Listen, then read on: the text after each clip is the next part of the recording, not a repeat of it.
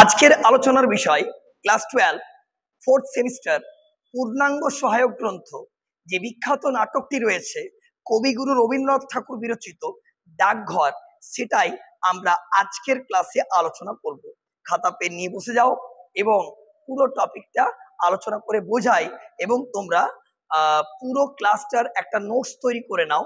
Class শেষে তোমাদের কাছে সেটা কিন্তু প্রবল পরিমাণে বেনিফিটস হবে। যাই হোক, তো ডাকঘর নাটক, ওকে, খুব সুন্দর। লিখেছেন কে না কবিগুরু বা বিশ্বকবি রবীন্দ্রনাথ ঠাকুর।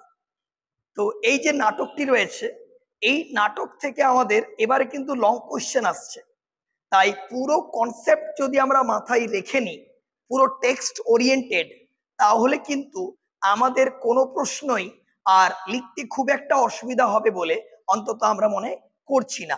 যাই হোক, তো যদি চ্যানেল নতুন হয়ে থাকো অবশ্যই সাবস্ক্রাইব, বেল আইকন প্রেস করে সঙ্গে থাকো। চলো, ডাকঘর নাটক কবিগুরু রবীন্দ্রনাথ ঠাকুর বিরচিত।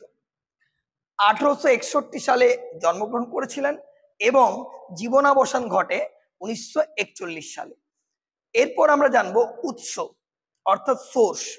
1911 খ্রিস্টাব্দে এই নাটকটি লিখিত হয়। 1912 খ্রিস্টাব্দের 16 জানুয়ারি এটি প্রকাশিত হয়। উৎস আশা করব ক্লিয়ার। 2, এই নাটকে কয়টি দৃশ্য রয়েছে? 3টি দৃশ্য রয়েছে। প্রথম দৃশ্য, দ্বিতীয় দৃশ্য, তৃতীয় দৃশ্য। নেক্সট, সংলাপ, মোট 532টি সংলাপ রয়েছে। সংলাপ অর্থে ডায়ালগ। নেক্সট, অভিনীত, এটি বাংলায় লিখিত হবার পরে তারপর ইংরেজিতে কিন্তু সেটা অনুবাদ হয় এবং ইংরেজি যে অনুবাদটা হয় সেটার অভিনয়টা আগে হয়ে যায়। কোথায় না অ্যাবি থিয়েটারে 1913 খ্রিস্টাব্দের 17 মে। তারপর ইংরেজি অনুবাদককে দেবব্রত মুখোপাধ্যায়, উনি ইংরেজিতে অনুবাদ করেছিলেন। তার ইংরেজি অনুবাদের নাম পোস্ট অফিস। আশা করব এই দিকের ডেটা পুরো ক্লিয়ার। নেক্সট, আমরা এখানে কিছু টিকা লিখতে শুরু করেছিলাম, বাট দুটো লেখা আছে, নস্য মানে তামাকের গুঁড়ো আর ব্যামো মানে অসুখ। তারপর আমরা যে টেক্সটে আলোচনা করছি তোমাদের সঙ্গে, সেখানে আমি কিন্তু পুরো টিকাগুলো আস্তে আস্তে আলোচনা করে করে যাব, তোমরা খাতায় সেগুলো লিখতে থাকবে। তো চলো, ইন্ট্রো তো ক্লিয়ার হয়ে গেল, এবার আমরা টেক্সটে প্রবেশ করব। লাইন ধরে ধরে আলোচনা, অবশ্যই সঙ্গে থাকতে হবে। চলো শুরু করি। তাহলে চলো শুরুটা করি। ডাকঘর, প্রথমে আমরা প্রথম দৃশ্য আলোচনা করব। কেমন? মাধব দত্ত বলছেন, মুশকিলে পড়ে গেছি, যখন ও ছিল না তখন ছিলই না, কোনো ভাবনাই ছিল না। এখন ও কোথা থেকে এসে আমার ঘর জুড়ে বসলো। ও চলে গেলে আমার এই ঘর যেন আর ঘর থাকবে না। কবিরাজ মশাই, আপনি কি মনে করেন ওকে? তাহলে মাধব দত্ত কবিরাজ মশাইকে বলছেন। কবিরাজ মানে আয়ুর্বেদিক চিকিৎসককে আমরা কি বলবো না কবিরাজ। আশা করব ক্লিয়ার। কবিরাজ বলছেন ওর ভাগ্যে যদি আয়ু থাকে, আয়ু বলতে বেঁচে থাকার যে আয়ুষ্কাল আমরা বলি, তাহলে দীর্ঘকাল বাঁচতেও পারে। কিন্তু আয়ুর্বেদে যেরকম লিখেছে তাতে তো, এই যে আয়ুর্বেদ, ওই যে একটা চিকিৎসার পদ্ধতি যেন হোমিওপ্যাথি, অ্যালোপ্যাথি, এরকম আয়ুর্বেদিক। মাধব দত্ত বলছেন, বলেন কি? কবিরাজ বলছেন, শাস্ত্রে বলেছেন পৈত্তিকান সন্নিপাত যান কফবাত সমুদ্র ভবান। তার মানে পিত্তি বলো, কফ বলো, বাত বলো, এই তিনটার একসঙ্গের যে সংমিশ্রণ, সেইটাকে তিনি বলছেন পৈত্তিকান সন্নিপাত যান কফবাত সমুদ্র ভবান। মাধব তো বলছেন, থাক থাক, আপনি আর ওই শ্লোকগুলো আওড়াবেন না তো, ওতে আরো আমার ভয় বেড়ে যায়। এখন কি করতে হবে সেইটা বলে দিন।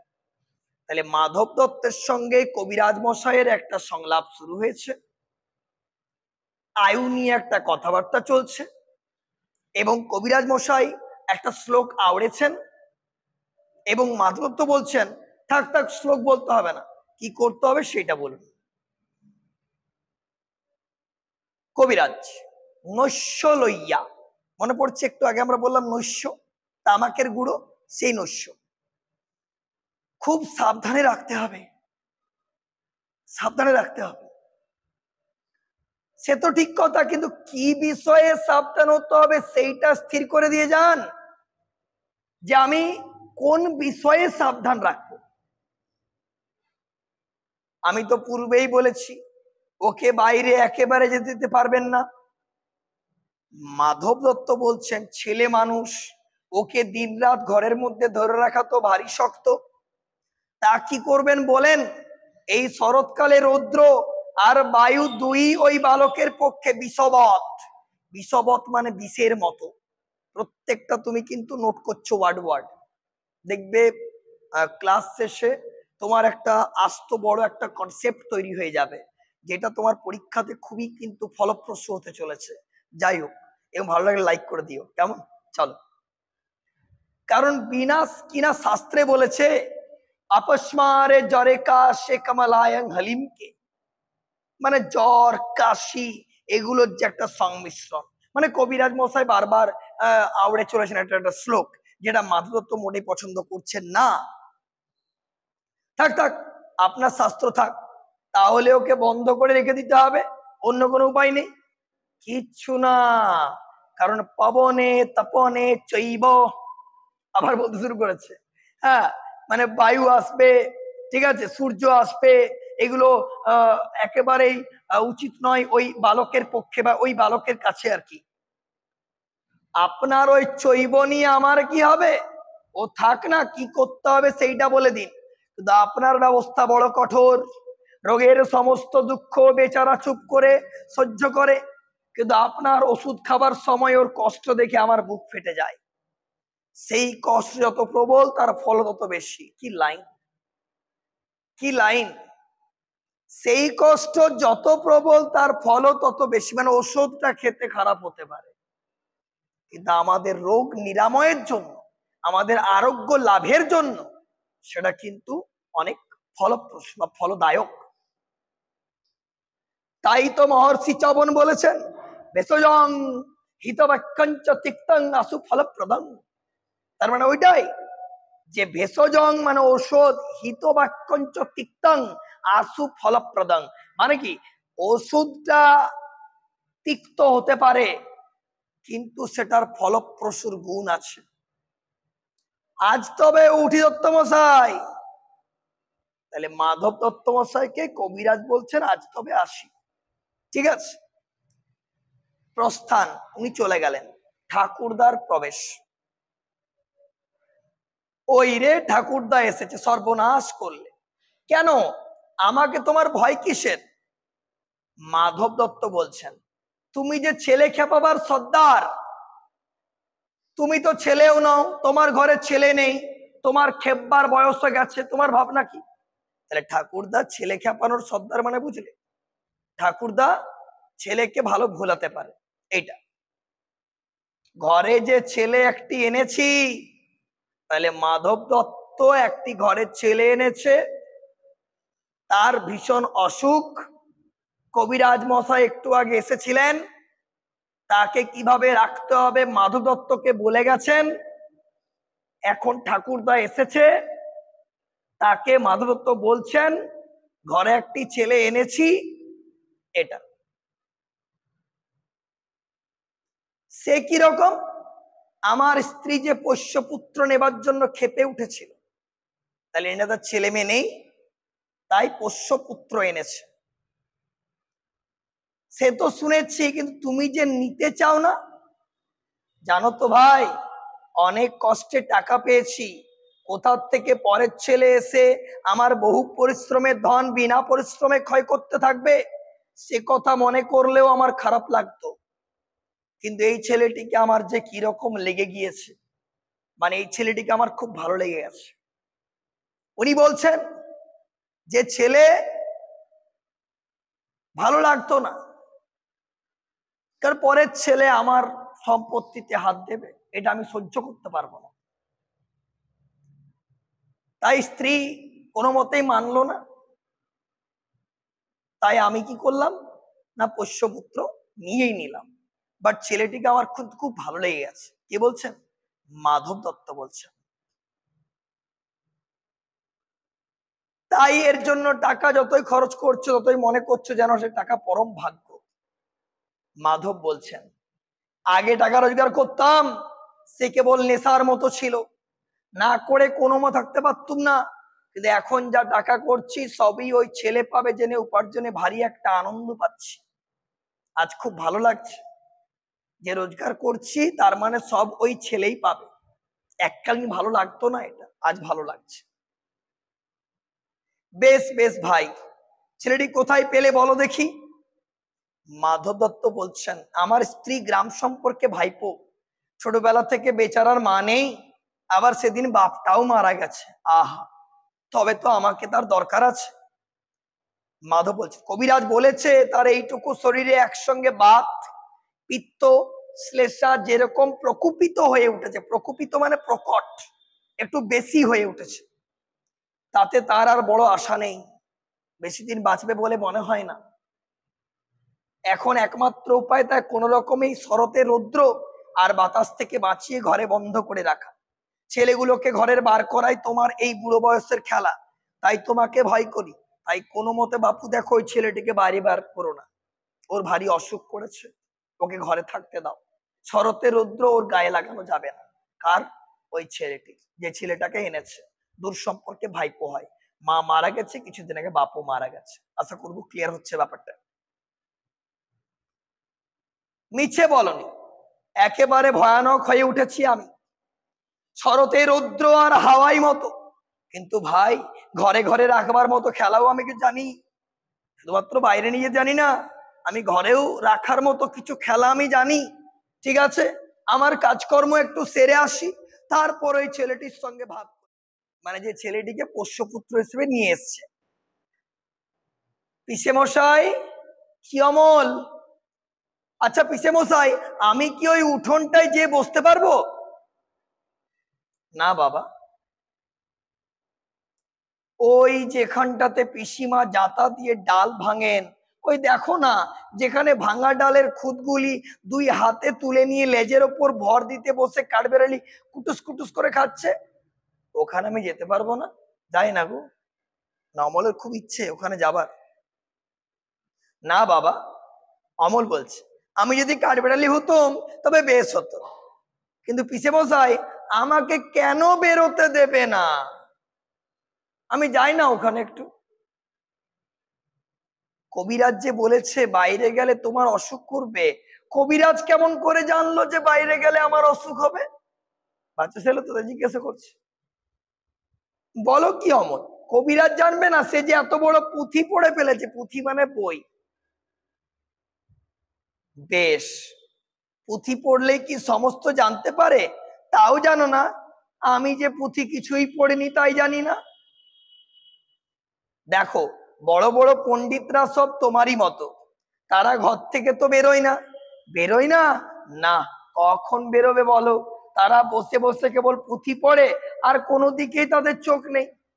যারা পণ্ডিত মানুষ তারা কেবল পুঁথি পড়ে, কেবল পুঁথি, আর কিছু। অমল বাবু, তুমিও বড় হলে পণ্ডিত হবে, বসে বসেই বড় বড় সব পুঁথি পড়বে, সবাই দেখে আশ্চর্য। না না পিসে মশাই, তোমার দুটি পায়ে পড়ি, আমি পণ্ডিত হব না। তার প্রথমে ইচ্ছা হলো যে না, আমি পণ্ডিত হব না। ঠিক আছে পিসে মশাই, আমি পণ্ডিত হব না। সে কি কথা অমল, যদি পণ্ডিত হতে পারতুম তাহলে আমি তো বেঁচে যেতুম। আমি যা আছে সব দেখবো, কেবলই দেখে বেড়াবো। শোনো একবার। দেখবে কি, দেখবারেতে আছেই বাকি। অমল বলছে, আমাদের জানলার কাছে বসে সেই যে দূরে পাহাড় দেখা যায়, আমার ভারী ইচ্ছে করে জানো ওই পাহাড়টা পেরিয়ে আমি চলে যাই, আমার খুব ইচ্ছে করে। কি পাগলের মতো কথা, কাজ নেই কম্ম নেই, খামোকা পাহাড়টা পার হলেই হলো। পাহাড় যখন মস্ত বেড়ার মতো উঁচু হয়ে আছে, তখন বুঝতে হবে ওটা পেরিয়ে যাওয়া বারণ, নইলে এত বড় বড় পাথর জড়ো করে এত বড় একটা কাণ্ড করার দরকার কি ছিল? তুমি যে বলছো যে আমি পাথরটা পাহাড়টা পেরিয়ে যাবো, পেরিয়ে যাওয়া যাবে না বলেই এত বড় বড় পাথর, তাই না? দেখো, অমল বলছে, পিসে মশাই তোমার কি মনে হয় ও বারণ করছে? আমার ঠিক মনে হয় পৃথিবীটা কথা কইতে পারে না, তাই অমনি করে নীল আকাশ হাত তুলে ডাকছে। অনেক দূরে যারা ঘরের মধ্যে বসে থাকে তারাও দুপুর বেলা একলা জানলার ধারে বসে ওই ডাক শুনতে পায়। পণ্ডিতরা বুঝি শুনতে পায় না? তারা তো তোমার মতো খেপা নয় যে পাহাড় পেরোতে যাবে। কে বলছে? মাধব দত্ত। কাকে বলছে? অমলকে। আমার মতো খেপা আমি কালকে একজনকে দেখেছিলাম। সত্যি কিরকম? তার কাঁধে এক বাঁশের লাঠি, লাঠির সামনে একটা পুটুলি বাঁধা, বাঁ হাতে একটা ঘটি, পুরনো একজোড়া নাগরা জুতো পরে সেই মাঠের পথ দিয়ে ওই পাহাড়ের দিকেই যাচ্ছিল। নাগরা জুতো মানে চটি বিশেষ বা জুতো বিশেষ। আমি জিজ্ঞাসা করলাম কেন যাচ্ছ? সে বলল কাজ খুঁজতে যাচ্ছি। আচ্ছা পিসে মশাই, কাজ কি খুঁজতে হয়? হয় বই কি, কত লোক কাজ খুঁজে বেড়ায়। বেশ তো, আমিও কাজ খুঁজে বেড়াবো। অমল বলছে, খুঁজে যদি না পাও, না পেলে আবার খুঁজবো। তারপর সেই নাগরা জুতো পরা লোকটা চলে গেল। আমি দাঁড়িয়ে দেখতে লাগলাম। সেই যেখানে ডুমুর গাছে তলা দিয়ে ঝর্ণা বয়ে যাচ্ছে, সেইখানে সেই লাঠি নামিয়ে রেখে ঝর্ণার জলে আস্তে আস্তে পা ধুয়ে নিলে। তারপর পুটুলি খুলে ছাতু বের করে জল খেয়ে মেখে খেতে লাগলো। খাওয়া হয়ে গেলে আবার পুটুলি বেঁধে ঘাড়ে করে নিলে। পায়ের কাপড় গুটিয়ে নিয়ে সেই ঝর্ণার ভেতর নেমে জল কেটে কেটে কেমন পার হয়ে চলে গেল। পিসিমাকে বলে রেখেছি ওই ঝর্ণার ধারে গিয়ে আমিও একদিন ছাতু খাবো, তাই না? পিসিমা কি বললো? পিসিমা বললেন তুমি ভালো হও, তারপর তোমাকে ঝর্ণার ধারে নিয়ে গিয়ে ছাতু খাইয়ে আন। মানে পিসিমাও বলেছে তোমার অসুখ, এখন বাড়িতেই থাকো, সেরে গেলে তোমাকে ওই ঝর্ণার ধারে নিয়ে গিয়ে ছাতু খাইয়ে আনবো, তাই? কবে আমি ভালো হব? আর তো দেরি নেই, দেরি নেই। ভালো হলেই কিন্তু আমি ওই জলে যাব, আমি বলে দিচ্ছি। কোথায় যাবে? কত বাঁকা বাঁকা ঝর্ণার জলে আমি পা ডুবিয়ে ডুবিয়ে পার হতে হতে চলে যাব। দুপুর বেলায় সবাই যখন ঘরে দরজা বন্ধ করে শুয়ে আছে, তখন আমি কোথায় কত দূরে কেবল কত কাজ খুঁজে বেড়াতে চলে যাব। আচ্ছা বেশ, আগে তুমি ভালো হও, তারপর তুমি যাবে। তারপর আমাকে পণ্ডিত হতে বলবে না পিসে মশাই, আমি বলে দিচ্ছি আমি পণ্ডিত হব না। তুমি কি হতে চাও? আমার এখন কিছু মনে পড়ছে না, আমি ভেবে তোমাকে বলবো কি হতে চাই, কিন্তু আমি পণ্ডিত হব না। ঠিক আছে, আমার পণ্ডিত হওয়ার ইচ্ছে নেই। কিন্তু তুমি অমন করে যে সে বিদেশি লোককে ডেকে ডেকে কথা বলো না। বিদেশি লোক আমার ভারী ভালো লাগে। যদি তোমাকে ধরে নিয়ে যেত তাহলে তো সে বেশ হতো, কিন্তু আমাকে তো কেউ ধরে নিয়ে যায় না, সবাই কেবল বসিয়ে রেখে দেয়। আমার কাজ আছে, আমি চললুম, কিন্তু বাবা দেখো বাইরে বেরিয়ে যেও না। যাব না, কিন্তু রাস্তার ধারের এই ঘরটিতে বসে থাকবো, বাইরে যাব না, কিন্তু আমি বাইরেটা দেখতে তো পারবো। আমরা চলে এলাম দ্বিতীয় দৃশ্য। কেমন? দইওয়ালা বলছে দই দই, ভালো দই। মানে ধরো রাস্তার ধারে বসে আছে তো অমল, রাস্তা যাচ্ছে, রাস্তা দিয়ে দইওয়ালা আছে, দই দই ভালো দই। অমল, দইওয়ালা দইওয়ালা ও দইওয়ালা। দইওয়ালা বলছে ডাকছো কেন? দই কিনবে? কেমন করে কিনবো, আমার তো পয়সা নেই। অমল বলছে বাচ্চা ছেলে তো, আমার তো পয়সা নেই, কেমন করে কিনবো? কেমন ছেলে তুমি, কিনবে না তো আমার বেলা বইয়ে দাও কেন? মানে আমার দেরি করাচ্ছ কেন? আমাকে দাঁড় করালে কেন? দই কিনবে না? দইওয়ালা বলছে। কাকে বলছে? অমলকে বলছে। আমি যদি তোমার সঙ্গে চলে যেতে পারতুম তো যেতুম। আমার সঙ্গে? হ্যাঁ, তুমি যে কত দূর থেকে হাঁকতে হাঁকতে চলে যাচ্ছ শুনে আমার মন কেমন করছে। তারপর দইওয়ালা ওই দধির বাঁকটা নামালো। ঠিক আছে বাবা, তুমি এখানে বসে কি করছো? কবিরাজ আমাকে বেরুতে বারণ করেছে, তাই আমি সারাদিন এইখানে বসে থাকি। আহা বাচ্চা, তোমার কি হয়েছে? আমি জানি না কি হয়েছে, আমি তো কিছু পড়িনি, তাই জানি না আমার কি হয়েছে। পড়লে হয়তো পুঁথি পড়লে জানতে পারতাম, পিসে মশাই বলেছিল বড় বড় পুঁথি পড়লে আমি পণ্ডিত হতে পারবো। আমি পুঁথি পড়িনি তাই আমি জানি না, বাট আমার কিছু একটা হয়েছে এটা আমি জানি। দেখো তুমি কোত্থেকে আসছো? আমাদের গ্রাম থেকে আসছি। তোমাদের গ্রাম অনেক অনেক দূরে তোমাদের গ্রাম। আমাদের গ্রাম সেই পাঁচমুড়া পাহাড়ের তলায় সামলি নদীর ধারে। তাই দইওয়ালার বাড়ি কোথায় সেটা কিন্তু একটা তোমার কাছে প্রশ্ন, অবশ্যই তুমি কিন্তু নোট করে নিলে, ঠিক আছে? যে পাঁচমুড়া পাহাড়ের তলায় সামলি নদীর ধারে। পাঁচমুড়া পাহাড়, সামলি নদী, কি জানি, হয়তো তোমাদের গ্রাম দেখেছি। কবে আমার মনে পড়ে না জানো, কিন্তু আমি মনে হচ্ছে পাঁচমুড়া গ্রাম আমি দেখেছি। তুমি দেখেছো? পাহাড় তলায় কোনোদিন গিয়েছিলে নাকি? না যাইনি, কিন্তু আমার মনে হয় যেন আমি দেখেছি। অনেক পুরনো কালের খুব বড় বড় গাছের তলায় তোমাদের গ্রাম, একটি লাল রঙের রাস্তার ধারে, না? ঠিক বলেছো বাবা। সেখানে পাহাড়ের গায়ে সব গরু চড়ে বেড়াচ্ছে, অনেক গরু আছে। কি আশ্চর্য, ঠিক বলেছো, আমাদের গ্রামে গরু চড়ে বই কি, ওকে ভোলাচ্ছে আর কি। মেয়েরা সব নদীর থেকে জল তুলে মাথায় কলসি করে নিয়ে যায়, তাদের লাল শাড়ি পরা, লাল শাড়ি। যে মিনি বুঝতেই পারছো ব্যাপারটা, আর কি বোঝাবো। হ্যাঁ দেখো, বাহ বাহ, ঠিক কথা। আমাদের সব গয়লা পাড়ার মেয়েরা নদীর থেকে জল তুলে তো নিয়ে যায়, তবে কিনা তারা সবাই যে লাল শাড়ি পরে তা নয়। কিন্তু বাবা তুমি নিশ্চয়ই কোনোদিন সেখানে বেড়াতে গিয়েছিলে, আমাদের গ্রাম সামলি নদীর ধারে পাঁচমুড়া গ্রামে। সত্যি বলছি দইওয়ালা, আমি একদিনও যাইনি। কবিরা যেদিন আমাকে বাইরে যেতে দেবে সেদিন তুমি আমাকে নিয়ে যাবে তোমাদের গ্রামে, বলো নিয়ে যাবে? যাবো বই কি, খুব নিয়ে যাব। আমাকে তোমার মতো ওই রকম দই বেচতে শিখিয়ে দিও, ওই রকম বাঁক নিয়ে আমি ওই রকম দূরের রাস্তা দিয়ে আমি দই বিক্রি করব। কার ইচ্ছে? অমলের ইচ্ছে দই বিক্রি করার। মরে যায়, দই বেচে যাবে কেন বাবা? এত বড় পুঁথি পড়ে তুমি পণ্ডিত হয়ে যাবে। না না না না, আমাকে পণ্ডিত হব না, আমাকে পণ্ডিত হতে বলো না। আমি পণ্ডিত হব না, আমি দই বিক্রি করব, আমি দইওয়ালা হব। আর বিক্রি করে দই নেবে, দই এইরকম। আমি তোমাদের রাঙা রাস্তার ধারে, তোমাদের বুড়ো বটের তলায় গোয়ালাপাড়া থেকে দই নিয়ে এসে দূরে দূরে গ্রামে বেচে বেচে বেড়াবো। কিরকম করে তুমি বলো?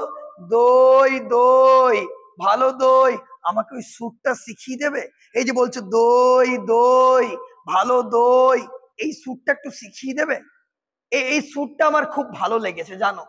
এইটা দইওয়ালাকে বলছে, কে বলছে? অমল বলছে। দেখো, হাই পোড়া কপাল, এই সুরও কি শেখবার সুর? না না, ও আমার শুনতে খুব ভালো লাগে। আকাশের খুব শেষ থেকে যেমন পাখির ডাক শুনলে মন উদাস হয়ে যায়, তেমনি ওই রাস্তার মোড় থেকে ওই গাছের সারের মধ্য দিয়ে যখন তোমার ডাক আসছিল আমার মনে হচ্ছিল, কিন্তু কি জানি কি মনে হচ্ছিল, কিন্তু মনে হচ্ছিল আমার, বাবা এক ভাঁড় দই তুমি খাও। দইওয়ালা ওকে একবার দই দিচ্ছে, তুমি খাও। না না, আমার তো পয়সা নেই। না না, পয়সার কথা বলো না, তুমি আমার দই একটু খেলে আমি কত খুশি হব। তোমার অনেক দেরি হয়ে গেল না? কিচ্ছু দেরি হয়নি বাবা, আমার কোনো লোকসান হয়নি। দই বেচতে যে কত সুখ তা তোমার কাছ থেকে শিখলাম। এ আবার কখনো শেখবার সুর? অমল, দই দই, ভালো দই, সেই পাঁচমুড়া পাহাড়ের তলায় সামলি নদীর ধারে গয়লাদের বাড়ির দই।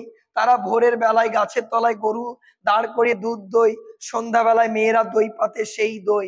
দই দই, ভালো দই। এই যে রাস্তায় প্রহরী পাইচারি করে বেড়াচ্ছে, প্রহরী প্রহরী, একটিবার শুনে যাও না প্রহরী। তাহলে দইওয়ালা ওখান থেকে চলে গেল। প্রহরীর প্রবেশ। অমন করে ডাকাডাকি করছো কেন? আমাকে ভয় করো না?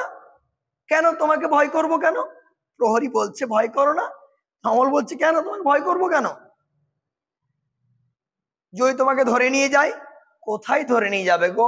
অনেক দূরে, ওই পাহাড় পেরিয়ে একেবারে রাজার কাছে যদি নিয়ে যাই?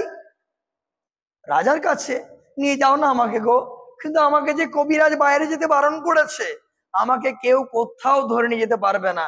আমার কেবল দিন রাত্রি এখানেই বসে থাকতে হবে।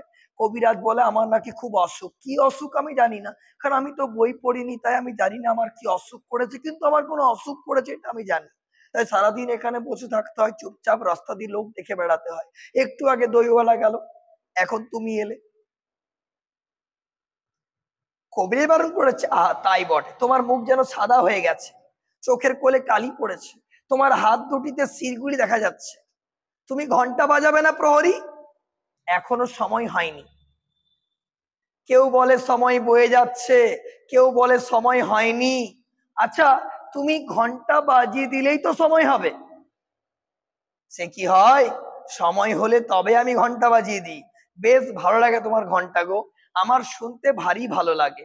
দুপুর বেলা আমাদের বাড়ি যখন সকলেরই খাওয়া হয়ে যায়, পিসে মশাই কোথায় কাজ করতে বেরিয়ে যান, পিসিমা রামায়ণ পড়তে পড়তে ঘুমিয়ে পড়েন, আমাদের খুদে কুকুরটা উঠোনের কোণা ছায় লেজের মুখে, মানে লেজের মধ্যে মুখ গুঁজে ঘুমোত থাকে, তখন তোমার ওই ঘন্টা বাজে ঢং ঢং।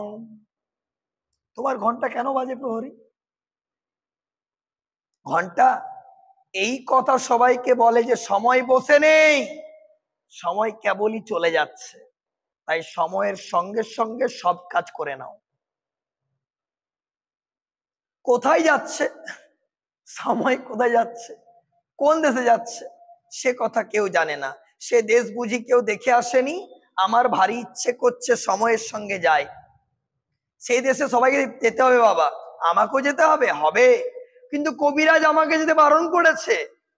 কোন দিন কবিরাজি হয়তো তোমাকে হাত ধরে নিয়ে যাবেন সেখানে সময়ের দেশে। না না, তুমি তাকে জানো না, সে কেবলই ধরে রেখে দেয়। তার চেয়ে ভালো কবিরাজ যিনি আছেন তিনি ছেড়ে দিয়ে যান। আমার সেই ভালো কবিরাজ কবে আসবেন? আমার যে আর বসে থাকতে ভালো লাগছে না। এমন কথা বলতে নেই বাবা, না আমি তো বসেই আছি, যেখানে আমাকে বসিয়ে রেখেছে সেখান থেকে আমি তো বেরোইনি, কিন্তু তোমার ওই ঘন্টা বাজে ঢং, আর আমার মন কেমন করে। আচ্ছা প্রহরী, কি বাবা? আচ্ছা, ওই যে রাস্তার ওপারে বড় বাড়িতে নিশেন উড়িয়ে দিয়েছে, নিশেন মানে পতাকা, আর ওখানে সব লোকজন কেবলই আসছে যাচ্ছে, ওখানে কি হয়েছে? ওখানে নতুন ডাকঘর বসেছে। ডাকঘর বলতে পোস্ট অফিস বসেছে। ডাকঘর? কার ডাকঘর? ডাকঘর আবার কার হবে? রাজার ডাকঘর। এই ছেলেটি বেশ ভারী মজার। রাজার ডাকঘরে রাজার কাছ থেকে সব চিঠি আসে, আসে বই কি, একদিন তোমার নামেও চিঠি আসবে। প্রহরী বলছে অমলকে, আমার নামেও আসবে? আমি যে ছেলে মানুষ, ছেলে মানুষকে রাজা এতটুকু টুকু ছোট্ট ছোট চিঠি লেখেন? বলাচ্ছে আর কি। বেশ হবে, আমি কবে চিঠি পাবো? আমাকেও তিনি চিঠি লিখবেন, তুমি কেমন করে জানলে? তা না হইলে তিনি ঠিক তোমার এই জানলাটার পাশেই ডাকঘর বসাবেন কেন? তোমাকে চিঠি পাঠাবেন বলেই এখানে তিনি ডাকঘরটা বসালেন। কে? রাজা। কে বলছেন? প্রহরী। কাকে বলছেন? অমলকে বলছেন। ছেলেটাকে আমার বেশ লেগেছে। আচ্ছা, রাজার কাছ থেকে আমার চিঠি এলে আমাকে এনে দেবে? রাজার যে অনেক ডাক হরো করা আছে, তাই না, যিনি দিয়ে যাবেন। দেখনি বুকে গোল গোল সোনার তকমা পরে তারা ঘুরে বেড়ায়। আচ্ছা, তারা কোথায় ঘোরে? ঘরে ঘরে, দেশে দেশে। এই প্রশ্ন শুনলে হাসি পায়। বড় হলে আমি রাজার ডাক হরো করা হব। একটু আগে বললো দইওয়ালা হব, এখন বলছে আমি ডাক হরো করা হব, কিন্তু পণ্ডিত হব না। হ্যাঁ, ডাক হরো করা সে ভারী মস্ত কাজ। রোদ নেই, বৃষ্টি নেই, গরিব নেই, বড় মানুষ নেই, সকলের ঘরে ঘরে চিঠি বিলি করে বেড়ানো, সে খুব জবর কাজ। তুমি হাসছো কেন? আমার ওই কাজটাই সকলের চেয়ে ভালো লাগছে। না না, তোমার কাজও খুব ভালো। দুপুর বেলা যখন রোদ্দুর ঝাঁঝা করে তখন ঘন্টা বাজে ঢং, আবার এক একদিন রাত্রে হঠাৎ বিছানায় জেগে উঠে ঘরের প্রদীপ নিভে গেছে, বাইরের কোন অন্ধকার ভিতর দিয়ে ঘন্টা বাজছে ঢং। প্রহরী বলছে, ওই যে মোড়ল আসছে, আমি এবার পালাই। ও যদি দেখতে পাই তোমার সঙ্গে গল্প করছে তাহলে মুশকিল বাঁধবে। মোড়ল মানে গ্রামের প্রধানকে মোড়ল বলে, ঠিক আছে? কই মোড়ল কই? ওই যে অনেক দূরে, মাথায় একটা মস্ত গোল পাতার ছাতি, মানে গোল পাতা নিয়ে আসছে আর কি। ওকে বুঝি রাজা মোড়ল করে দিয়েছে? আরে না, ও আপনি মোড়লই করে, ওকে কেউ মানে না, ও নিজেই মোড়লগিরি দেখায়। গ্রামের প্রধান যে ওকে না মানতে চায়, ও তার সঙ্গে দিন রাত এমনই লাগে যে ওকে সকলেই ভয় করে। কেবল সকলের সঙ্গে শত্রুতা করেই ও আপনার ব্যবসা চালায়। আজ তবে যাই, আমার কাজ কামাই যাচ্ছে, আমি আবার কাল সকালে তোমার সমস্ত শহরের খবর শুনিয়ে যাব। প্রহরী ওখান থেকে চলে গেল। কে প্রবেশ করলো? মোড়ল। রাজার কাছ থেকে রোজ একটা করে চিঠি যদি পাই তাহলে বেশ হয়, এই জানলার কাছে বসে বসে পড়বো। কিন্তু আমি তো পড়তে জানি না, কে পড়ে দেবে? পিসিমা তো রামায়ণ পড়ে, পিসিমা কি রাজা লেখা পড়তে পারে? কেউ যদি পড়তে না পারে জমিয়ে রেখে দেব, আমি বড় হলে পড়বো, ঠিক আছে? কিন্তু ডাকঘর করে যদি আমাকে না চেনে, মোড়ল মশাই, ও মোড়ল মশাই একটু শুনে যাও তো, তাহলে এবারে মোড়লকে ডাকছে। তাহলে ওইখানেই কিন্তু অমল বসে আছে যেখানে মাধব দত্ত ওকে বসতে বলে গেছে। ওর মানে এই তো পোষ্যপুত্র, প্রথমে ডাকলো দইওয়ালাকে, তারপর প্রহরীকে, এরপর মোড়লকে। ও মোড়ল মশাই শুনে যাও। কে রে রাস্তার মধ্যে ডাকাডাকি করে? কোথাকার বানর এটা? তুমি মোড়ল? তোমাকে সবাই মানে? হ্যাঁ হ্যাঁ, আমাকে খুব মানে আর কি। ফুলে গেল একটু ব্যাপারটা আর কি। রাজার ডাকর করা তোমার কথা শুনে, না শুনে তার প্রাণ বাঁচে? সাধ্য কি? তুমি ডাকর করাকে বলে দেবে আমারই নাম অমল, আমি এই জানলার কাছটায় বসে থাকি। কেন বলবো? আমার নামে যদি চিঠি আসে, তোমার নামে চিঠি, তোমাকে চিঠি লিখবে। রাজা যদি চিঠি লেখে আমাকে অমল বল, ছোট্ট ছেলেটা। মোড়ল হা হা হা, এই ছেলেটা তো কম নয়, রাজা তোমাকে চিঠি লিখবে? তা লিখবে বই কি, তুমি যে পরম বন্ধু, হ্যাঁ কদিন তোমার সঙ্গে দেখা না হয়ে রাজা শুকিয়ে যাচ্ছে, চিঠি হয়তো আজই আসে কি কালই আসে। টন্ট করলো, টন্ট। কাকে? অমলকে। মোড়ল মশাই তুমি অমন করে কথা বলছো কেন? তুমি কি আমার উপর রাগ করছো? বাহ, তোমার উপর রাগ করবো? এত সাহস! রাজার সঙ্গে তোমার চিঠি চলে? মাধবের বড় বাড় হয়েছে, 2 পয়সা জমিয়েছে কিনা, এখন তার ঘরে রাজা বাদশার কথা নেই। রসনা ওকে মজা দেখাচ্ছি। ওরে ছোড়া, বেশ শীঘ্রই যাতে তোর চিঠি আসে ব্যবস্থা আমি করছি। না না, তোমার কিছু করতে হবে না। কেন রে? তোর খবর আমি রাজাকে জানিয়ে দেব, তিনি তাহলে আর দেরি করতে পারবেন না, তোমার খবর দেওয়ার জন্য একটা পাইক পাঠিয়ে দেবে। পাইক মানে রাজার অনুচর। না, মাধব দত্তের ভারী আস্পর্ধা, রাজার কানে একবার উঠলে দুরস্ত হয়ে যাবে। ওখান থেকে চলে গেল। কে চলে গেল? আমাদের মোড়ল মশাই। এবারে কে তুমি? মল ঝমঝম করতে করতে চলেছে। দাঁড়াও না ভাই। মল মানে এক প্রকার রূপ অলংকার বিশেষ, ঠিক আছে? ঝমঝম, নুপুর নুপুর ব্যাপার। এটা বালিকার প্রবেশ। এবার বালিকা এসছে। তাহলে দেখো ওইখানে কতজন এলো মাধব দত্তের বাড়িতে, ঠিক আছে? ব্যাপারটা জাস্ট ইমাজিন কর। দইওয়ালা এলো, প্রহরী এলো, মোড়ল মশাই এলো, ঠিক আছে? এবার আসছে একটা বালিকা, মানে আসছে না, রাস্তা দিয়ে যাচ্ছে আর কি। আমার কি দাঁড়াবার জো আছে? বেলা বয়ে যায়, তোমার দাঁড়াতে ইচ্ছে করছে না, আমারও এখানে আর বসে থাকতে ইচ্ছে করছে না। তোমাকে দেখে আমার মনে হচ্ছে যেন সকালবেলাকার তারা। তোমার কি হয়েছে বলো তো? বালিকাটি জিজ্ঞাসা করছে। জানি না কি হয়েছে, কবিরাজ আমাকে বেরোতে বারণ করেছে। আহা, তবে বেরিও না, কবিরাজের কথা মেনে চলতে হয়, দুরন্তপনা করতে নেই, তাহলে লোকে দুষ্টু বলবে।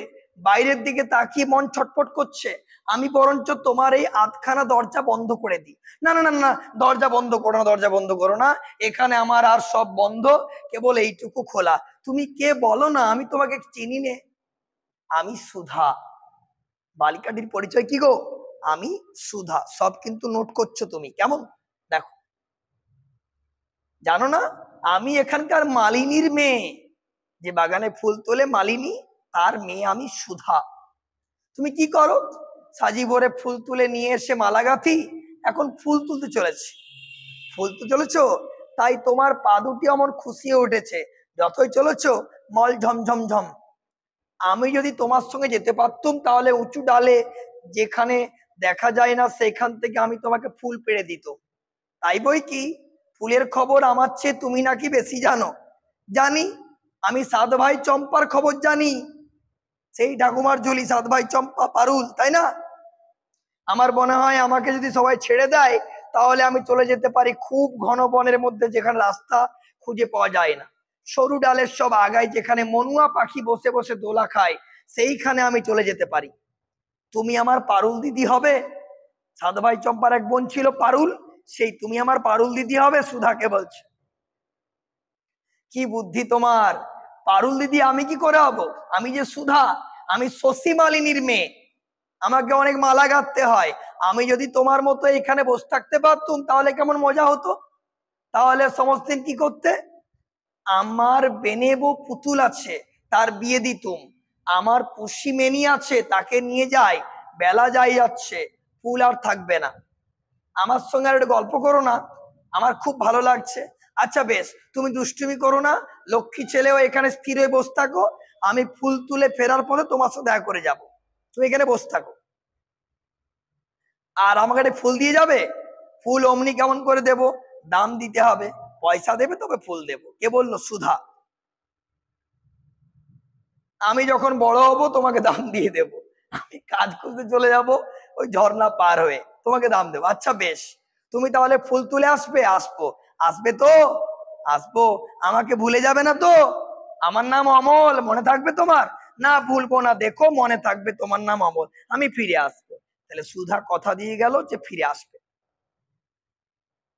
এবার ছেলের দলের প্রবেশ করে, ছেলের দল। ভাই তোমরা সবাই কোথায় যাচ্ছ ভাই? একটুখানি দাঁড়াও না ভাই, আমরা খেলতে যাচ্ছি। কি খেলবে ভাই? আমরা চাষ খেলা খেলবো।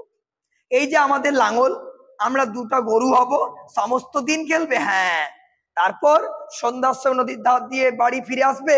হ্যাঁ, সন্ধ্যার সময় ফিরবো। আমার এই ঘরের সামনে দিয়ে ফিরো ভাই। তুমি বেরিয়ে এসো না, খেলবে চলো। কবিরাজ আমাকে বাইরে বেরোতে বারণ করেছে তো। কবিরাজ? কবিরাজের মানা তুমি শোনো, চলো ভাই চলো, আমার দেরি হয়ে যাচ্ছে। না ভাই, তোমরা আমার এই জানলার সামনে রাস্তা দাঁড়িয়ে একটু খেলা করো, আমি দেখি। এখানে কি নিয়ে খেলবো? এই যে আমার সব খেলনা পড়ে রয়েছে, এই সব তোমরাই নাও ভাই। ঘরের ভিতরে একলা খেলতে ভালো লাগে না আমার, ধুলোয় ছড়ানো পড়েই থাক, তুমি নিয়ে নাও। বাহ, কি চমৎকার খেলনা! এই যে জাহাজ, জটাই বুড়ি, দেখছিস ভাই কেমন সুন্দর সেপাই। তাহলে কি কি খেলনা একটু নোট করে নাও। জাহাজ, জটাই বুড়ি আর সেপাই, এসব তুমি দিয়ে দিলে। তোমার কষ্ট হচ্ছে না? না, সব তোমাদের দিয়ে দিল, যাও। আর কিন্তু দেব না? না, দিতে হবে না। কেউ বকবে না তো? কেউ বকবে না। রোজ সকালে তোমরা এই খেলনাগুলো নিয়ে আমার এখানে এসে খেলো, আমার এগুলো পূরণ হয়ে যাবে, আমি আবার তোমাদের নতুন খেলনা দিয়ে দেব। বেশ ভাই, আমরা রোজ এখানে খেলে যাব। ও ভাই, সেপাই গুলোকে এখানে সব সাজা, আমরা লড়াই লড়াই খেলি। বন্দুক কোথায় পাই? ওই যে একটা মস্ত সরকারি পড়ে আছে, ভেঙে বন্দুক বানাই। কিন্তু ভাই তুমি যে ঘুমিয়ে পড়ছো। হ্যাঁ, আমার ভারী ঘুম পেয়ে আসছে, জানি না কেন আমার থেকে থেকে ঘুম পায়। অনেকক্ষণ বসে আছি আমি তো, আর বসে থাকতে পারছি না, আমার পিঠ অনেক ব্যথা করছে। কে বলছে? অমল। এখন যে সবে এক প্রহর বেলা, এখনই ঘুম পাই কেন? ওই শোনো, ঘন্টা বাজছে। হ্যাঁ, ওই যে বাজছে ঢং, আমাকে ঘুমোতে যেতে ডাকছে। তবে আমরা এখন যাই, আবার কাল সকালে আসবো। যাবার আগে তোমাদের একটা কথা জিজ্ঞেস করি ভাই, তোমরা তো বাইরে ওই রাজার ডাকঘরে ডাকঘর করে চেনো, যারা চিঠি দিয়ে যায়? হ্যাঁ চিনি। কে তারা? নাম কি? একজন আছে বাদল হরকরা, আরেকজন আছে শরৎ, আরো কত আছে, নোট করে নিচ্ছ। একজনের নাম বাদল, একজন নাম শরৎ। আচ্ছা, আমার নামে যদি চিঠি আসে, তারা কি আমায় চিনতে পারবে? কেন পারবে না? চিঠিতে নাম থাকলে তোমায় চিনতে পারবে। যখন আসবে চিনি দিও। আচ্ছা দেব। এটা হচ্ছে তৃতীয় দৃশ্য, এটা আমাদের লাস্ট। পিসে মশাই, আজ আমার সেই জানলার কাছে যেতে পারবো না? হ্যাঁ বাবা, সেখানে রোজ বসে বসে থেকেই তোমার ব্যামো বেড়ে গেছে। না পিসে মশাই, আমার ব্যামোর কথা আমি কিছুই জানি না, কিন্তু সেখানে আমার খুব ভালো থাকি আমি। সেখানে বসে বসে তুমি এই শহরে যত রাজ্যের ছেলে বুড়ো সকলেকে কাছে করে নিয়েছো। আমার দরজার কাছে রোজ যেন একটা মস্ত মেলা বসে যায়। দেখো দেখি আজ তোমার মুখখানা কিরকম ফ্যাকাশে হয়ে গেছে। পিসে মশাই, আমার সেই ফকির হয়তো আজ আমাকে জানলার কাছে চলে যাবে। তোমার আবার ফকির কে? সেই যে রোজ আমার কাছে এসে নানা দেশ বিদেশের কথা বলে যায়, ভারী ভালো লাগে। কই, আমি তো কোনো ফকিরকে জানি না। এই ঠিক তার আসার সময় হয়েছে, তোমার পায়ে পড়ি, তুমি তাকে একবার আসতে বলো না গো। ফকির বেশে ঠাকুরদার প্রবেশ। ঠাকুরদা এসেছে ফকির বেশে। এই যে ফকির, এসো আমার বিছানায় এসে বসো। এ কি ঠাকুরদা যে? ঠাকুরদা চোখ রাঙে, চুপ কর, ওকে বলিস না আমি ঠাকুরদা, আমি ফকির। ওকে একটু আনন্দে রাখি আর কি ছেলেটাকে। এবার তো কোথায় গিয়েছিল ফকির? আমি ক্রৌঞ্চ দ্বীপে গিয়েছিল। নোট করছো? কোথায় গিয়েছিল? ক্রৌঞ্চ দ্বীপে। সেইখান থেকেই মাত্র আসছি। ক্রৌঞ্চ দ্বীপ, এতে আশ্চর্য কেন? তোমাদের মতো আমাকে পেয়েছো। আমার যেতে কোনো খরচা নেই, আমি যেখানে তখন যেতে পারি। বাবা বা, ভারী মজা, ভারী মজা। আমি যখন ভালো হব আমাকে চেলা করে নিবে বলেছিলে, মনে আছে ফকির? আমি তোমার সঙ্গে যাবো কিন্তু ক্রৌঞ্চ দ্বীপে, খুব মনে আছে। বেড়াবার এমন সব মন্ত্র শিখিয়ে দেবো যে সমুদ্র পাহাড় অরণ্যে সব উড়ে উড়ে চলে যাবে। এসব কি পাগলের মতো বলছো তোমাদের? বাবা অমল, পাহাড় পর্বত সমুদ্রকে ভয় করি নে, কিন্তু তোমার এই পিসেটির সঙ্গে যদি কবিরা জোটেন তাহলে আমার মন্ত্রকে হার মেনে যাবে। তোমার এই পিসে মাধবতার কবিরা, যে দুজনেই তোমাকে আমাসও যেতে দেবে না। ছি বাবা, অমন যাই যাই করতে নেই, শুনলে আমার মন খারাপ হয়ে যায়। ক্রৌঞ্চদ্বীপ কি রকম? সে ভারী আশ্চর্য জায়গা। সে পাখিদের দেশ, সেখানে মানুষ নেই, তারা কথা কয় না, তারা গান গায় আর ওড়ে।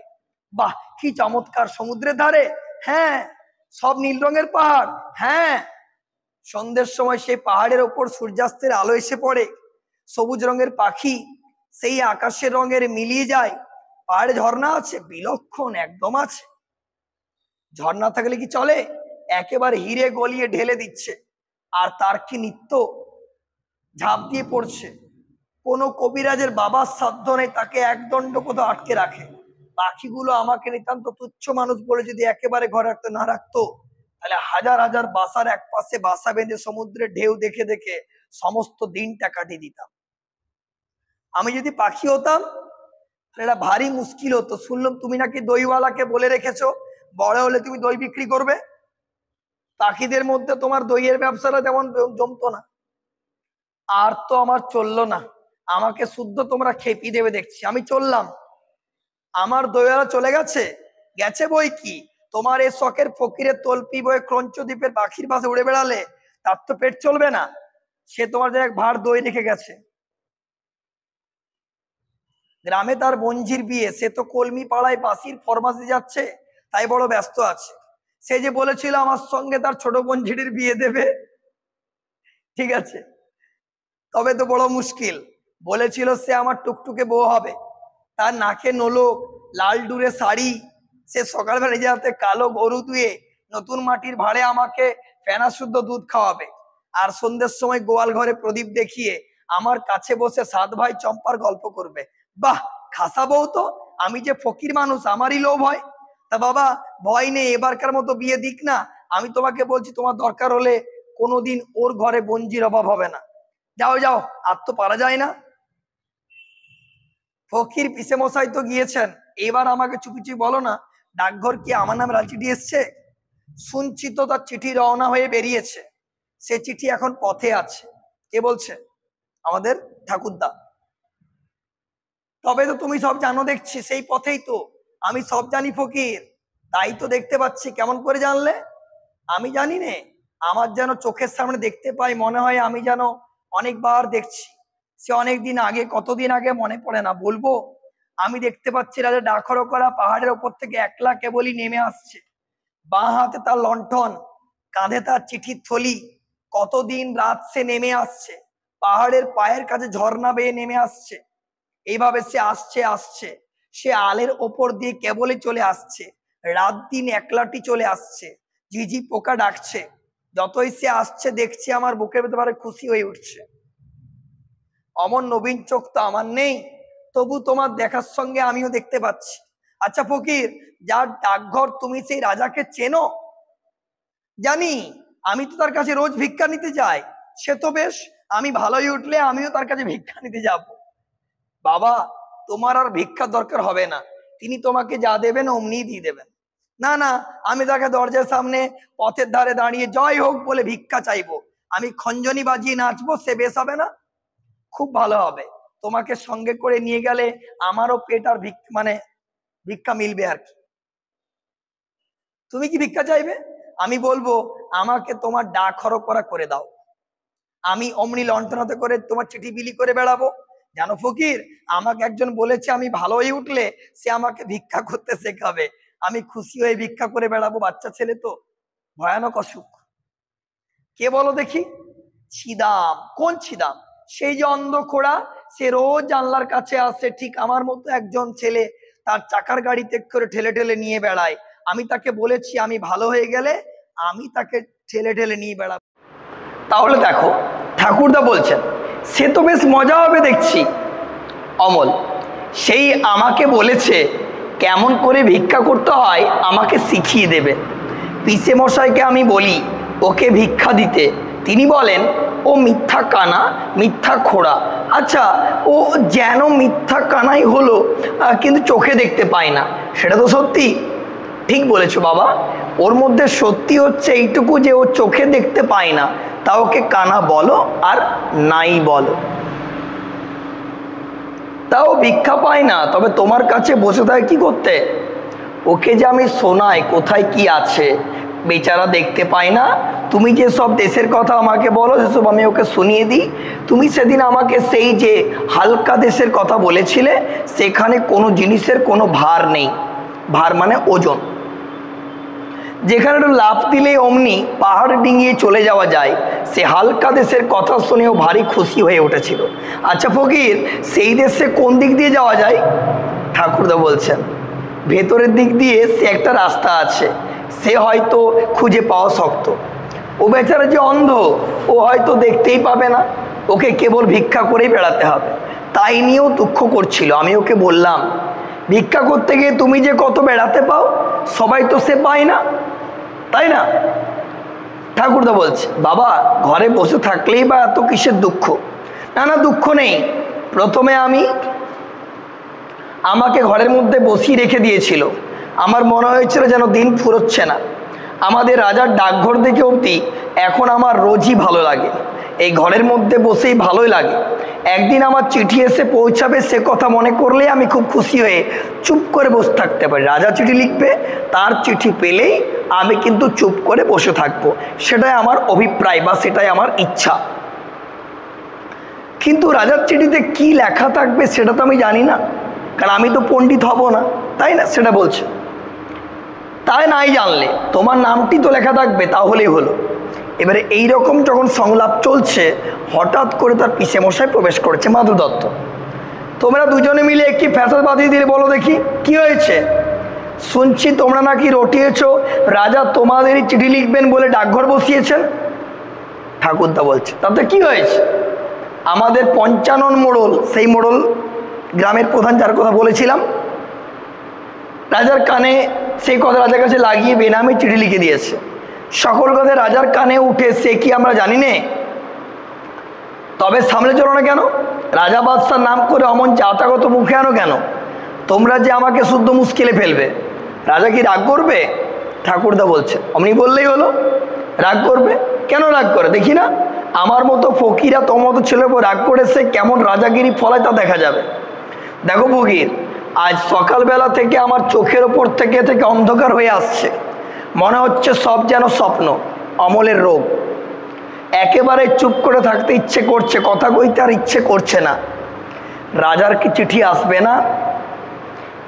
এখনই এই ঘর যদি সব মিলিয়ে যায়, যদি অমলকে বাতাস করতে করতে আসবে চিঠি, আজই আসবে। হঠাৎ করে কবিরাজ প্রবেশ করেছে। আজ কেমন আছো? কবিরাজ মশাই, আজ খুব ভালো বোধ হচ্ছে, মনে হচ্ছে যেন সব বেদনা চলে গেছে। মাধবের দিকে তাকিয়ে জানান থেকে ওই হাসির তো ভালো দেখছে না, ওই যে বলছে খুব ভালো বোধ হচ্ছে, ওটাই তো হলো খারাপ লক্ষণ। আমাদের চক্রধর দত্ত বলেছেন, আবার উনি শ্লোক আওড়াতে বলেছেন। দোহাই কবিরাজ মশাই, চক্রধর কথা বাদ দিন, বলুন ব্যাপারটা কি? মনে হচ্ছে আর ধরে রাখা যাবে না। আমি তো নিষেধ করে গিয়েছিলাম যে বাইরের হাওয়া যেন না লাগে, তোমরা বুঝি সেটাই করেছো, বাইরের হাওয়া লাগিয়েছো। হঠাৎ কেমন হাওয়া দিয়েছে, আমি দেখে এলুম তোমাদের সদর দরজার ভিতর দিয়ে হু হু করে হাওয়া বইছে। ওটা একেবারে ভালো নয়। ও দরজাটা বেশ ভালো করে তালাচাবি বন্ধ করে দাও, না হয় 3-2 তোমার এখানে লোক আনাগোনা বন্ধই থাক। যদি কেউ এসে পড়ে, খিড়কি দরজা আছে, ওই যে জানলা দিয়ে সূর্যাস্তের আভাটা আসছে, ওটাও বন্ধ করে দাও। ওতে রোগীকে বড় জাগিয়ে রেখে দেয়। অমল চোখ বুজে রয়েছে, বোধ হচ্ছে ঘুমোচ্ছে। ওর মুখ দেখে মনে হয় যেন কবিরাজ মশাই যে আপনার নয় তাকে ঘরে এনে রাখলুম, তাকে ভালোবাসলুম, এখন বুঝে আর তা রাখতে পারবো না। ও কি, তোমার ঘরে যে মোড়ল আসছে, একই উৎপাত। আমি আসি ভাই, কিন্তু তুমি যাও, এখনই ভালো করে দরজা বন্ধ করে দাও। আমি বাড়ি গিয়ে একটা 20 বড়ি পাঠিয়ে দিচ্ছি, সেটা খাইয়ে দেখো, যদি রাখবার হয় তো সেটাতে টেনে রাখতে পারবে। মাধুরত কবিরাজ চলে গেল। মোড়ল এসছে। কিরে কি করে ছোড়া? ছোড়া মানে অমলকে বলছে। আরে আরে চুপ চুপ, না ফকির, তুমি ভাবছো আমি ঘুমোচ্ছি? আমি ঘুমোইনি, আমি সব শুনছি। আমি যেন অনেক দূরের কোথাও শুনতে পাচ্ছি। আমার মনে হচ্ছে আমার মা, আমার বাবা যেন শিয়রের কাছে কথা করছেন। মনে হচ্ছে আমার মা বাবা আমার মাথার সামনেই আছে। ওয়ে মাধব, আজকাল তোমাদের যে খুব বড় বড় লোকের সঙ্গে সম্বন্ধ। বলেন কি মোড়ল মশাই, এমন পরিহাস করবেন না, আমরা নিতান্তই সামান্য লোক। তোমাদের এই ছেলেটি যে রাজার চিঠির জন্য অপেক্ষা করে আছে, ও ছেলে মানুষ, ও পাগল, ওকে ধরতে আছে? না না, এতে আর আশ্চর্য কি? তোমাদের মতো এমন যোগ্য ঘর রাজা পাবেন কোথায়? সেই দিচ্ছ না, তোমাদের জানলার সামনে রাজা নতুন ডাকঘর বসেছে। ওরে ছোড়া, তোর নাম রাজা চিঠি এসছে যে রে? সত্যি? অমল তো এটা অভিপ্রায় ছিল চিঠি আসবে রাজার। একই সত্যি না হয়ে যায়? তোমার সঙ্গে রাজার বন্ধুত্ব। একখানা শুকনো, মানে একটা শুকনো বলা ভুল হচ্ছে, সরি, একটা মানে শুষ্ক চিঠি। শুষ্ক চিঠি এই কারণে বলছি কিছু লেখা নেই, ঠিক আছে, দিচ্ছে এইরকম হাসছে, এই দেখ চিঠি, আর কিছুই লেখা নেই। একটা টন্ট করছে তাকে আর কি, ঠিক আছে, তামাশা করছে তাকে, ঠাট্টা করছে তাকে নিয়ে।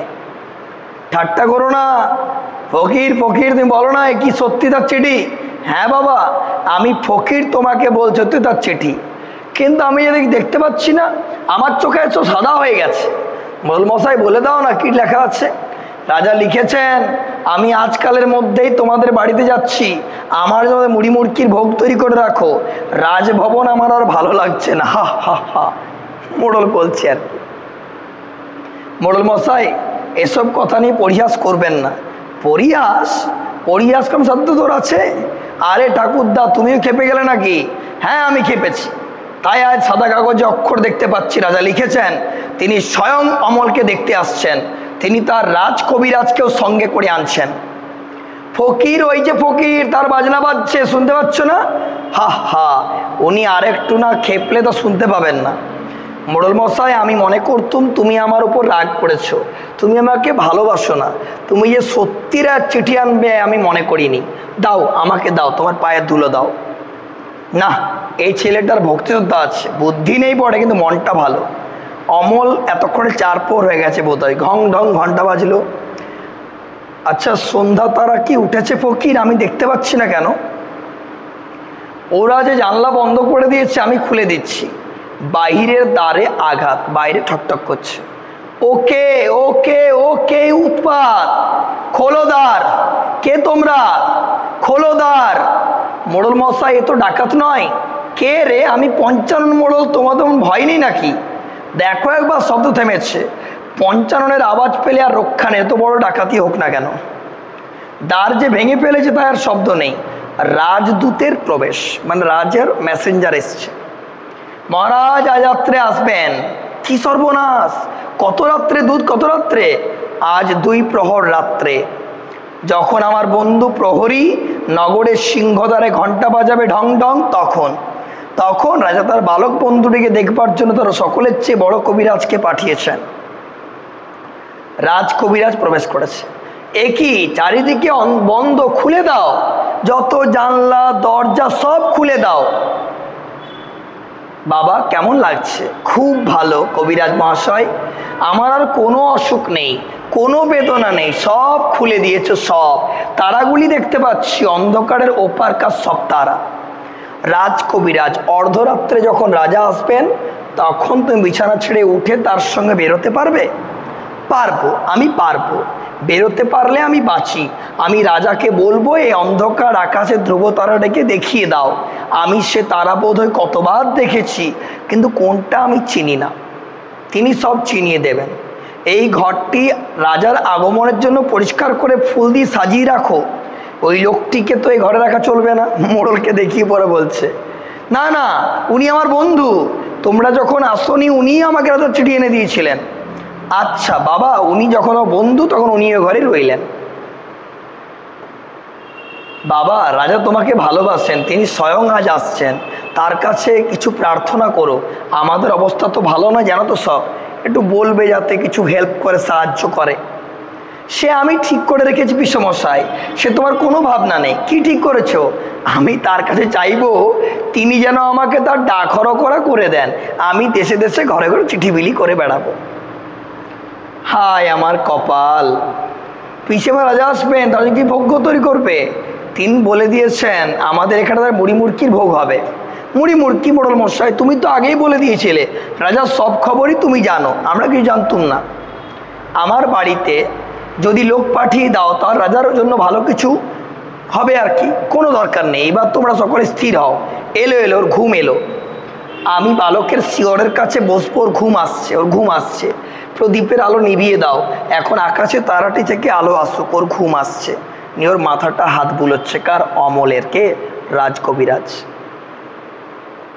ঠাকুরদার প্রতি, ঠাকুরদা তুমি অমর মূর্তিটির মতো হাত জোড় করে নীরব হয়ে আছো কেন? আমার কেমন ভয় হচ্ছে। এই যা দেখছি সব দিক ভালো লক্ষণ, এরা আমার ঘর অন্ধকার করে দিচ্ছে কেন? তারা হলোতে আমার কি হবে? চুপ করো অবিশ্বাসী, কথা কইও না, কথা বলো না। সুধার প্রবেশ, সেই সুধা মালিনীর মেয়ে, তাই না? সুধা বলছে, অমল। রাজকবিরাজ, ও ঘুমিয়ে পড়েছে, আমি যে ওর জন্য ফুল এনেছি ওর হাতে কি দিতে পারবো না? আচ্ছা দাও তোমার ফুল। সুধা বলছে, ও কখন জাগবে? এখন যখন রাজা এসে ওকে ডাকবেন তখন তোমরা ওকে একটি কথা কানে কানে বলে দেবে। রাজকবি বলছেন, কি বলবো? বলো যে সুধা তোমাকে ভোলেনি। এখানেই নাটকটি শেষ। লাস্ট ডায়লগটা শিহরণ সৃষ্টিকারী না একটা সংলাপ। বলো যে সুধা তোমাকে ভোলেনি। কারণ অমল যখন সুধাকে বলেছিল তুমি আমাকে ভুলে যাবে না তো, তার প্রত্যুত্তরে সুধা বলল যে তুমি তাকে বলে দিও যে আমি অমলকে কিন্তু ভুলিনি। এই হচ্ছে ডাকঘর নাটক। চলো এবার আমরা এই ডাকঘর নাটকটাকে খুব ভালো মতো করে একটু রিভিশন করে নিও তোমরা। আর রিভিশন করে নিলাম। কোশ্চেন অ্যান্সার, এখান থেকে তো লং কোশ্চেন আসবে। তোমাদের সিলেবাস অলরেডি আমি আমাদের চ্যানেলে আপডেট করে দিয়েছি। তোমরা ডেসক্রিপশন বক্সে লিঙ্ক দেওয়া রইল, ওই লিঙ্কে ক্লিক করে তোমরা আগে সিলেবাসটা দেখে নিয়ে এই নাটকটা 2 থেকে 3 বার ভিডিওটা দেখো, তাহলে ক্লিয়ার হয়ে যাবে। অমলকে শেষে কিন্তু বাঁচাতে আমরা পারলাম না, এটাই হচ্ছে শেষ পরিণতি, তাই না? যাই হোক, এখান থেকে কোশ্চেন অ্যান্সার ইম্পর্টেন্ট খুব শীঘ্র আমরা আমাদের চ্যানেলে আপডেট করে দেব। তোমরা অতি অবশ্যই সেটা দেখো, বন্ধুদের মধ্যে শেয়ার করো। চ্যানেলে নতুন হয়ে থাকলে অবশ্যই সাবস্ক্রাইব, পাশের বেল আইকন অবশ্যই প্রেস করে দিও। আর যদি আমাদের একাডেমিতে ক্লাস করতে চাও অবশ্যই স্ক্রিনে যে নাম্বার উঠছে তাতে কল বা মেসেজ করে তোমরা অ্যাডমিশন নিতেই পারো। আজকে এই অবধি, খুব শীঘ্র দেখা হবে নেক্সট ভিডিও নিয়ে। টাটা।